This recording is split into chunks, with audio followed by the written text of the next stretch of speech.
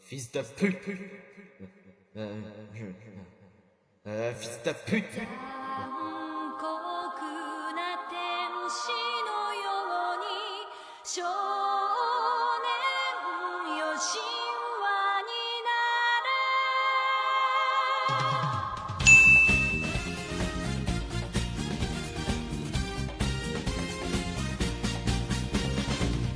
青い風が今胸のドアを叩いても私だけをただ見つめて微笑んでるあなたそっと触れるもの求めることに夢中で運命さえまだ知らない痛いけな瞳残酷な天使の手で窓辺から手飛び立つほとばしる熱いパトスで思い出を裏切るなれ Super Gab Maker et Azo marchèrent sans but dans les rues d'Upline, France. Gab repensa à Bernard Daddy et fit part de son inquiétude à Azo. T'as quand même jeté Bernard Daddy à travers la fenêtre du bus tout à l'heure. On devrait aller le chercher, non? Non. Tu t'inquiètes pas pour lui? Pas le moins du monde. C'est quand même notre ami, malgré les problèmes de peau qu'il a. Non, franchement, c'est hard les coups de soleil sur sa peau. Écoute-moi bien, fils. Je traite avec toi seulement parce qu'on a pris le même bus pour aller au même supermarché afin de chercher des carottes. Et je peux très bien le faire tout seul. Alors arrête de penser qu'on est amis et laisse-moi tranquille. C'est pas cool, Azo. Je suis pas censé être cool. C'est pas comme si j'étais le héros d'une série miteuse où un épisode est posté tous les 3 ans sur une vieille chaîne YouTube GD. Arc mal que t'es. Tant pis, je vais tout de même le chercher. Tu devrais avoir honte pour toi, hein. C'est pas humain de faire ça. Il est con, quoi. Azo traça son chemin dans les rues d'Upline lorsqu'il vit une affiche avec écrit « Braderie de Lille ». Azo a toujours rêvé de se payer une sacoche Louis Vuitton de cité. Et en plus, avec la fame qu'il a récoltée, il s'est fait un max de blé. Azo dit avec plein de billets dans la bouche « Machine à fame ». Cependant, Lille est à 20 km d'Upline. Trop lent pour y aller à pied. Et Azo aperçut un petit panneau, en dessous d'un petit panneau, en dessous d'un petit panneau, en dessous du panneau « Braderie de Lille », en dessous d'un petit panneau. Sur ce petit panneau, il était écrit « Raccourci pour Lille », signé Wallabies. C'est sûrement un fils de pute qui a écrit ça, rétorqua Azo. Insouciant, il se dirigea vers là où pointait le panneau, une ruelle sombre. En rentrant dans la ruelle, il aperçut dans l'ombre un homme. Il lui demanda le chemin.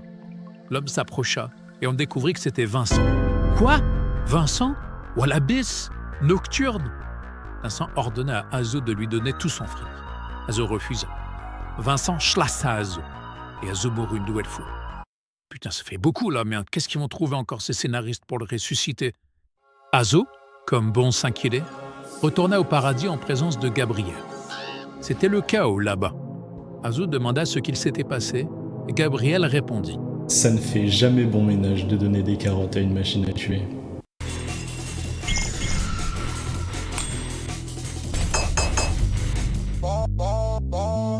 Tu ne dois pas rester ici. Je te renvoie sur Terre. Et il le ressuscita. Défibrillateur. Les ambulanciers étaient là pour réanimer Azo, mais au moment de l'électrocuter, il se réveilla et mourut à nouveau à cause du choc. Gabriel était furax. Même pas 2 secondes et on dirait déjà que tu veux me revoir. Gabriel ressuscita Azo à nouveau. Espérons que ce soit la dernière fois. On a vraiment besoin de votre aide. On sait pas comment le réanimer. Merci infiniment. Au même moment où ce crazy sorcier électrocuta son corps, Azo se réveilla et mourut pour la 3e fois. Cependant, il n'était pas au paradis comme habituellement, mais dans une salle d'attente pour le paradis. À côté de lui, Seb Lafrite débutait un podcast.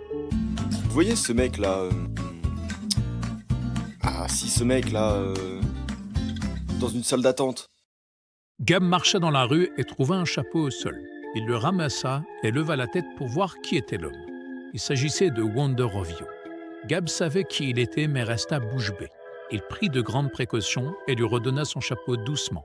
Wonderovio le mit sur sa tête et dit « Merci, fils. » De retour dans la salle d'attente, Seb Lafrite continua son interminable podcast. Ce mec qui attend. Ce mec qui veut passer devant tout le « Non monde. mais ferme ta gueule ! Azo actionna un levier qui fit tomber Seb dans un gouffre menant aux enfers. Enfant, ne te repose pas sur la colère, ou elle te consumera comme la bite à ton père. Mais il est dans ma tête maintenant. Non, je suis à côté de toi. Non, je ne te lâcherai pas. Et comment t'es arrivé ici, toi? Sorti du carrefour, je vous ai perdu. Je t'ai retrouvé au coin de la rue. T'es rentré comment même? Bah, par la porte. Allons à la braderie.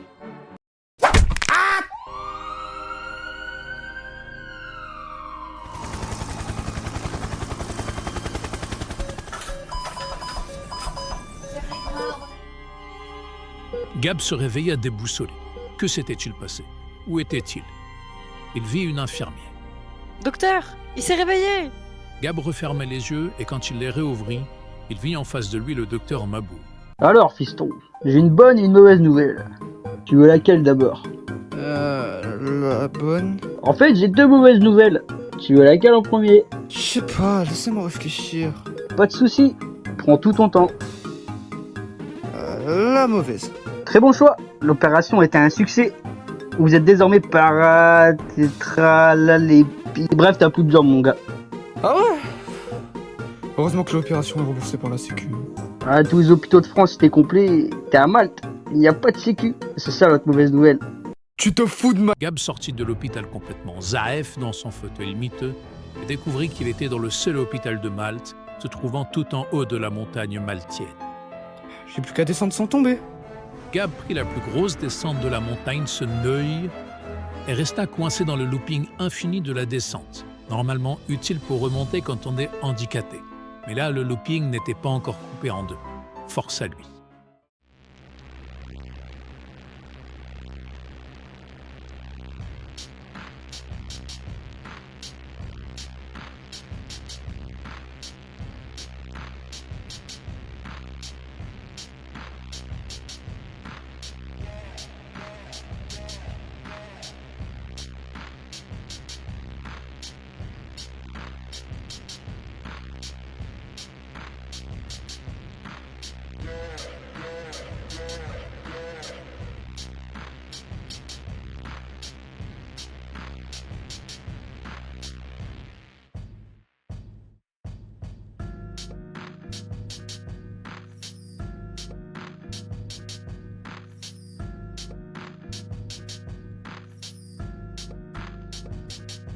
Ah, on a bien mangé.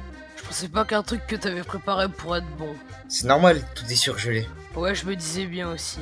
J'ai eu cette mandarine. C'est un petit Qui a demandé, hein? Oh, ouais, qui a demandé? Je disais, c'est un petit lapin qui me l'a offert. Un petit lapin. Recrache ça tout de suite.